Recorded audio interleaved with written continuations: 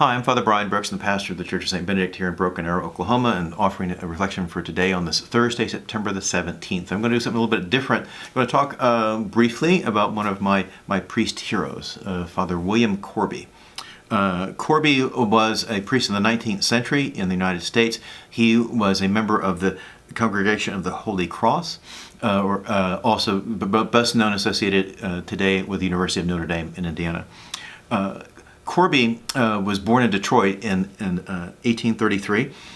He is a student at what is this at that time a very small little school up in the northeast corner of Indiana.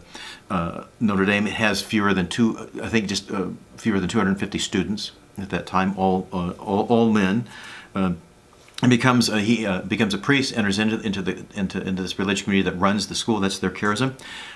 When the American Civil War breaks out in 1861, he is given permission to become a chaplain in the Union Army. He's probably the best known Civil War Catholic chaplain of that period. He writes a memoir of his life, which I have on my bookshelf. So it's kind of worth reading. Although he does write it kind of in a kind of a 19th century style of language. Corby, on this day in 1862, was known as the Battle of Sharpsburg or the Battle of Antietam. He was present there as a chaplain in his brigade. That day, September 17, 1862, is the bloodiest day in the history of the United States. Put it this way, more people die on that day, more Americans die on that day than died on 9/11 in 2001. It was a very hard-fought battle in which his brigade suffered almost 50% of the men who went into that fight were killed or wounded.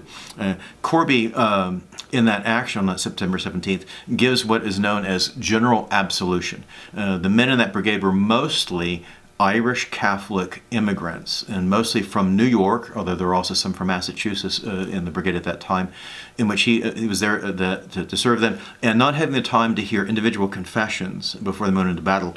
As they are forming up in those big, long battle lines of that time, he is literally riding on a horse up and down the lines, giving them absolution from horseback. And in Civil War type combat, to the men on the other side, the people on horses, they're not seen as chaplains. As far as they know, this guy is a high-ranking officer, which Corby is making himself a target. Now, unfortunately, he escapes injury on that day, and then ministers to the wounded and the dying as they are going into the attack and gets off of his horse and assists them in that way. He later goes on, the following year, he's better known for this, giving general absolution in the Battle of Gettysburg. There's a statue that is there in which he gives general absolution to a much reduced brigade by that time before they go into an attack. A copy of that statue is also at the campus at Notre Dame now in Indiana.